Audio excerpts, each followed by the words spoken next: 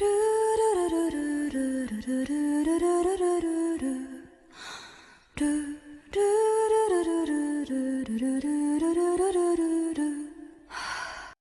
Mage Chapter 157, The Kijin Nation and a Kindred Spirit. The battles against the six-horn battle demons, including Kitamaru, were fierce. They proved that the Kijin race's image in human societies as an inferior race of Majin with even their brains filled with muscle, incompetent in the use of magic, was wrong. The second-horn Kitamaru had been exactly as human society imagined Kijin, wielding the large metal club that was likely the source of his title of Great Metal Club, and wearing clothes made of fur. But he was an exceptional user of club technique. He had not merely been boasting of his strength. The third horn was in stark contrast to Kitamaru.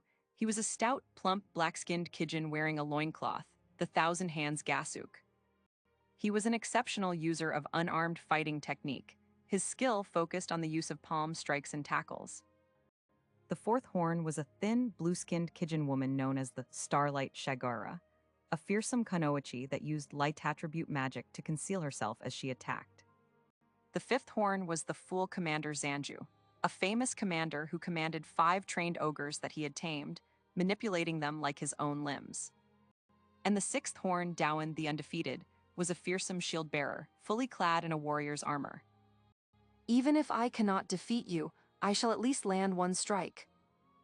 A spirited halberd swing closed in on Vandalyu. But he slashed at the halberd's wielder with his tongue. Gyuba! Upon being struck by the tongue, the halberd's wielder lost his balance and fell onto the ground, and the halberd never reached Vandalyu. "I am impossible to think that you would really attack with your tongue." The halberd's wielder was greatly surprised and shocked, but he seemed to have received little real damage. He tried to get up right away, but he was astonished to find that his body wouldn't move as he wanted it to. "That's probably because my tongue's paralyzing venom has taken effect, or because your head got shaken up. You should be able to stand again in a little while, Aniwaka-san," Vandalyu said to Aniwaka, who was the leader of the six-horn battle demons and first child of Tenma, the current king of the Kijin nation. The Kijin who had come to watch the battles began murmuring among themselves. "So Aniwaka-sama is too young after all." "But on his own? Well, yes, the child fought 5 of the 6-horn battle demons on his own and shows no sign of fatigue. How terrifying." "Yes, to think that he would challenge the 6-horn battle demons in a marathon match. I am amazed." "That's enough," said King Tenma, his voice echoing across the plaza in front of the place where the matches were being held. "Vandalyu is the victor of these battles. Here, us Kijin acknowledge Vandalyu as the emperor, as the champion chosen through the trial. That is fine with everyone, is it not?" The consecutive battles that had begun with Kitamaru had been a trial to acknowledge Vandalyu as the emperor. The Kijin gathered here shouted in agreement and cheered. Meanwhile, Sam and the others breathed sighs of relief. "I am glad that Bakken was able to win without killing anyone," said Sam. "It is a relief that he did it not just without killing anyone, but also without causing anyone any injury," said Saria. "A fight to the death and a sparring match are difficult in different ways after all," said Rita. What they had been worried about was not the possibility of Vandalyu being killed or injured at the hands of the Kijin. They had been worried that he might kill or injure the Kijin, and they had also been worried about the possibility that he would make some kind of mistake and lose. The 5 members of the 6-horn battle demons were indeed strong, but they had only displayed abilities that were a little inferior to those of the light-speed sword Rickert. Thus, even if it turned into a fight to the death, if it were a fight to the death, Vandalyu would certainly be victorious. Van Sama wouldn't lose a fight to the death, but he might have lost any other kind of battle, said Teria. "Yes, I thought it might have been fine since it's not a board game, but I did worry a little," said Darsha, who had been made visible through the visualization spell. "Dana-sama does not have a high rate of victory in matches in which there is no risk of death, such as board games and gambling," said Belmond. Vandalyu's strength was a little specialized in battles to the death. This was shown by his recently invented death cannon and flame prison death. But this was a custom, accrued trial. Thus, the 6 horned battle demons had been filled with fighting intent, but they hadn't possessed the intent to kill Vandalyu. They hadn't explained this, but there was a tacit understanding that things would not escalate beyond a test of Vandalyu's strength during the battles. Their equipment was obsidian but genuine. They had fought seriously, but they couldn't use martial skills. They could use magic, but spells that would cause large damage to structures were forbidden. They wouldn't attack the opponent on the ground, and if it seemed that the opponent would not be able to stand up, that would be the end of the match. Aniwaka and the 5 members of the 6 horned battle demons had always faced challengers in these matches, with this tacit understanding. Vandalyu had followed this tacit agreement without any large doubts. No, it seemed that he had imposed even stricter rules on himself. Martial skills were a given, but he had fought without using any spells other than danger sense, death, flight, and out-of-body experience, and without using any of the Demon King fragments. Why didn't you use your spells or the fragments of the Demon King? The defeated Aniwaka asked, still lying on the ground. I heard that you can use them in the same way that you extend your tongue. Because I thought it would be better not to use them. Vandalyu replied. The city would be damaged if I made a mistake. I'm not good at holding back when using my spells. Vandalyu's mana was vast. Thus, a direct hit, even from a mana bullet made with what he considered just a little bit of mana, would turn the average monster into lumps of meat. There was no need to even consider what would happen if he used dead spirit magic with Princess Levia and the other ghosts. There was the option of creating poison and illnesses, but Vandalyu had had the feeling that this wouldn't be suitable for a trial. Of course, there were also races like ghouls within the Boundary Mountain range that possessed the ability to produce venom from birth, so he had used his skill to do the same. As for the fragments, everyone was using genuine weapons, but they were made of obsidian. I decided to match those weapons, said Vandalyu. Even if he had held back while using the Demon King's fragments, an equal exchange of blows would be impossible without equipment of at least mithril or adamantite quality. Vandalyu would likely not have been able to use the fragments in the city, even if the 6 horned battle demons and Aniwaka had been equipped with more powerful equipment than obsidian. Magic items made of mithril contained more powerful mana than poorly cast offensive spells, and adamantite swords could cut through boulders like tofu. That was why Vandalyu had matched their equipment.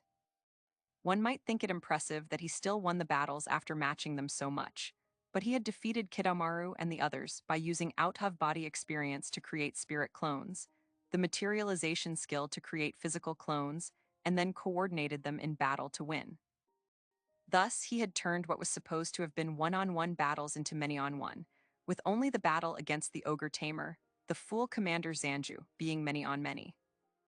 No matter how exceptional Kidomaru and the others were as warriors, there were limits to their stamina. On the other hand, there was no limit to Vandalyu's clones. Battles were indeed decided by numbers. Also, it's beneficial for me to gain experience in fighting against a variety of opponents. I have gained valuable experience thanks to you. Let me give you a hand, said Vandalyu, extending a hand to Aniwaka. But Aniwaka simply glared at the hand with a frustrated look, then looked away without taking it.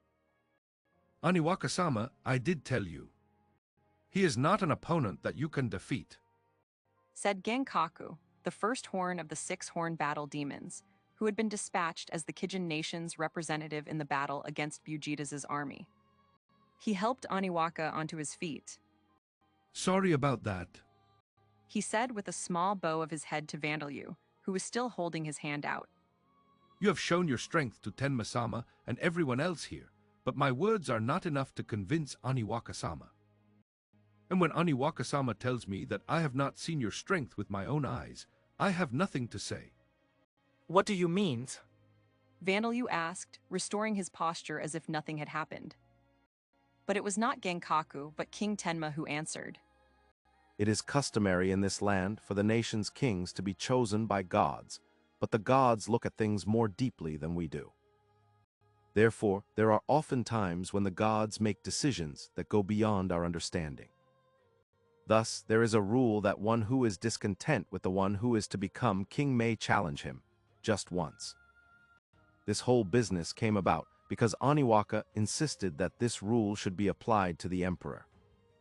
He said, Genkaku hadn't stood in Vandalu's way apparently, because he didn't have any feelings of discontent, or rather, because he had clearly known that he would be defeated.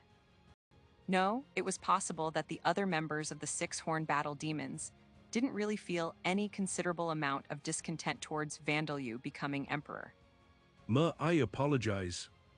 What Genkaku said was so difficult to believe that, no, I thought that perhaps only a tenth of it could be true, said Kidomaru as he scratched his head, having become able to move because he was the first to have been defeated. Nobody would blame you, muttered Princess Levia and the others as they nodded. Meanwhile, King Tenma apologized. Leaving aside Genkaku's tales, I intended to acknowledge you if Budarian and even Godwin Dono acknowledged you, but my child has acted insolently. Please think of it as a youthful indiscretion and forgive these actions. He said, it seemed that Godwin was popular among the people of the Kijin nation, even more so than Budarian. But Aniwaka was still not satisfied. Chichayu, I cannot acknowledge someone like this taking the seat of emperor. He shouted, his discontent expressed clearly on his well-featured face as he stood with Genkaku's support. His face was red to begin with as he was a red Kijin, but it had become even redder. Aniwaka, what are you saying after having been defeated in the challenge? What is it that you refuse to acknowledge? King Tenma shouted angrily at his child, his fangs bared. Vandalu flinched and instinctively took a defensive stance in response to King Tenma's enraged shouting. But Aniwaka gave an immediate reply. I cannot acknowledge someone with no muscles, such as this one, as emperor, he declared, glaring straight back at Tenma as he pointed a finger at Vandalu. Vandalu silently collapsed onto the ground. You have always thought of nothing but that. Muscle this, muscle that, only ever being attached to Genkaku and Kidomaru instead of me, shouted King Tenma, who had a well-trained but thin and lean body. I have always loved Godwin Dono's muscles. Godwin Dono I can understand. As the parent and child shouted at each other, Darsha and the others were hastily waking Vandalu up. Aniwaka-san, please don't mention that anymore. It's the one thing that Vandalu is concerned about the most. Darsha pleaded. Oh, Bakken has collapsed like a puppet with its strings cut, and now he is squirming at Darsha-sama's words. Sam remarked. Father, he is just spasming, said Rita. Kid, don't feel so down. It'd be unnatural if you were all brawny at your age, said Borkus. That is right, my lord. Bones are the essential parts of people, said Bone Man. Q1. Nachin groaned in agreement. I'm kinda sorry about Tenma-sama and Aniwaka-sama, said Kidomaru. Aniwaka-sama has always looked up to macho people, said another Kijin. That is the reason Aniwaka-sama participated in this trial despite being so young. Even as everyone tried to comfort Vandalu, the argument between parent and child continued. This is not even an era in which things can be resolved through muscle alone. Powers that are possessed by none other, such as the ability to use magic and strange abilities and freely wield the fragments of the Demon King, are necessary, shouted King Tenma. In fact, our nation was so preoccupied during the previous battle that we could only send out Genkaku on his own. The Kijin nation was built into a cliff face on the west side of the Boundary Mountain Range. From ages past, its duty had been to hold believers of Alda back if they were to cross the mountain range, as well as to defend the other nations from the monsters of the 5 B-class dungeons in its surroundings and the devil's skies above. Thus, the Kijin of the Kijin nation valued fighting and strength. That was their natural disposition, and they also had the influence of their guardian deity Gerse, the god of warriors. They had prided themselves in their fulfillment of their task, using their strength. To begin with, the Kijin were a race of warriors with exceptional physical strength. There were some with magic-related qualities, but they were few in number overall. Thus, in the Kijin nation, individuals were initially trained as warriors, then the ones with the qualities for using magic were selected and trained as mages as well. That was the policy that had been in place. And then the recent battle had occurred. In order to suppress the tenacious Kijin nation, Ravivifard, the evil god of release, had released the instincts to fight, kill, and feed in the monsters living in the surrounding dungeons, forcibly causing a monster rampage from all of the dungeons at the same time. The Kijin nation was constantly well-armed enough to deal with monsters overflowing from up to 3 of the dungeons, but they didn't have the numbers to deal with monsters overflowing from all of them. King Tenma and the 6 horn battle demons, Aniwaka and the other warriors and dauntless fighters had fought, barely able to protect their nation. If it were an ordinary human nation outside the Boundary Mountain range, it would not have been strange for such a monster rampage to wipe out the entire nation, every citizen becoming food for the monsters. Defending their nation from such a dangerous situation was a great enough feat to be left in history. But King Tenma regretted the fact that he had only been able to dispatch a single warrior to the battle against Ravivifard, the source of the evil in the land, and his priest Bujitas. And the one who had defeated the evil god, while the Kijin were unable to make a move, was not Budarian, the one expected to become the next emperor, nor the highly respected Godwin. It was an unidentified Dampier. Naturally, they had been quite shocked, but King Tenma had taken the opportunity to reflect upon his nation's policies rather than feel doubt or anger. Aniwaka, as young as you are, you should already know. You should know that the coming era is one of magic and knowledge. Our nation must train more mages of better quality. That is how we will fulfill our duty of protecting this land, and you are something of a mage yourself. Said King Tenma. It's true that it was a mage who defeated the evil god. But that doesn't lower the value of muscles. Said Vandalu. That's right. Aniwaka agreed. Curses, you stubborn, Vandaludono. Why are you agreeing with Aniwaka? King Tenma exclaimed. Wow, Bakken crawled towards Aniwaka-san so excitedly. Rita exclaimed. He used the Demon King's jointed legs, which he didn't even use in the battles. Said Teria. Aniwaka let out a small scream and flinched as Vandalu crawled towards him, but Vandalu took no notice of it and spoke to the wide-eyed King Tenma, as if remonstrating him. The wonder of muscles, as well as their value, are not decided by the era. Magic is indeed important, but if you value combat, I think that muscles should not be neglected. Vandalu said, his praise for muscles evident even with his flat tone of voice. Indeed, muscles were wonderful. Magic was powerful, but it was cast by living creatures, and they could not ignore muscles, stamina, and physical strength. Whether in dungeons to defeat monsters or on the battlefield, even the most exceptional mages would be of no use if they could not see the battles through to the end due to a lack of stamina. Vandalu had never believed in the phrase, "A healthy mind resides in a healthy body," but he had never doubted that it would always be a good thing to have physical strength and stamina in a battle to the death. Have you understood how wonderful muscles are too? Aniwaka asked. Of course, my comrade. Vandalu said with a nod. Aniwaka's eyes became moist with emotion. I only looked at your exterior aspect, not what is inside. And yet you call me a comrade.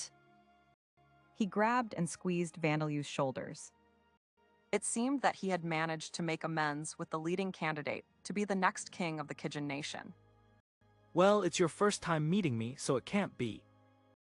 Vandalu began, but Aniwaka pulled him into a passionate embrace. Forgive me, my kindred spirit. Aniwaka was thinner than Kidomaru and the others, but he was certainly far burlier than a human. The air was squeezed out of Vandalu's lungs by this embrace. As there was no air in his lungs, he used out-of-body experience and materialization to produce a clone to speak to King Tenma. And as for a policy to improve magic, fighting like me is impossible. The clone said. He was not just praising muscles, he hadn't forgotten to be realistic. Indeed. King Tenma muttered, taken aback. You are entirely correct. No matter how much we perfect our magic, things like producing countless clones, controlling them like parts of one's own body, attacking by extending the tongue are impossible. Never mind controlling fragments of the Demon King. It seems that I lost my mind after hearing Genkaku's stories. How could I have possibly thought that such strange techniques and spells could be learned? That's right. That's exactly right, Chichayu. Aniwaka exclaimed. The parent and child came to a mutual understanding. Meanwhile, in the arms of the child, Vandalyu silently felt depressed. Many of us Kijin are not well suited for magic, but we are a physically superior race. Developing that characteristic is what will allow us to fulfill our duty, Chichayu, said Aniwaka. That is exactly right, Aniwaka. I was wrong. However, as we are now, I do not know what we should do if something like before were to happen again. King Tenma grimaced, even as he nodded in agreement to Aniwaka's words. He had believed in the strength of his nation's warriors. That was likely why he had received such a great shock from being forced into a one-sided, defensive battle. Perhaps that was why he had thought that things were no good as they were now. Aniwaka, Genkaku, and Kidomaru were all unable to provide an answer to King Tenma's worries. Everyone knew that beings like Ravivifard did not appear frequently. However, the Kijin nation had fulfilled their duty for about 100,000 years. And they had to continue fulfilling their duty for tens of thousands of years more, until Vita and Xantark recovered. Kijin were not immortal like Majin and vampires, but they were a race with long lifespans. Thus, it was probably all right to postpone making a decision now. If that is the case, could you not invite members of races more proficient in the use of magic to live here? This nation is not isolated like Talasheim once was in the past. Princess Levia suggested, raising her hand as she floated about in this heavy atmosphere. No, it is true that races such as elves have more individuals with exceptional qualities for magic than us Kijin, but... King Tenma murmured. But there are no citizens in our nation, said Aniwaka. As the Kijin nation was a nation of defenders, there were no citizens that would need protecting in a time of emergency. All of the nation's inhabitants were Kijin, and the system was such that every single individual would be able to fight when needed. That was why training elves, humans, and dwarves as mages would be difficult. That's not what I meant, said Princess Levia. I was thinking that it would be good if you made international exchanges and invited Majin, Lamia, noble orcs and ghouls from other nations, not with marriages, but just for limited time periods of perhaps a year or several months. Of course, in exchange, you would send warriors to the nations from which you invite people. Tenma, Aniwaka, and the other Kijin froze for a moment. We never thought of that.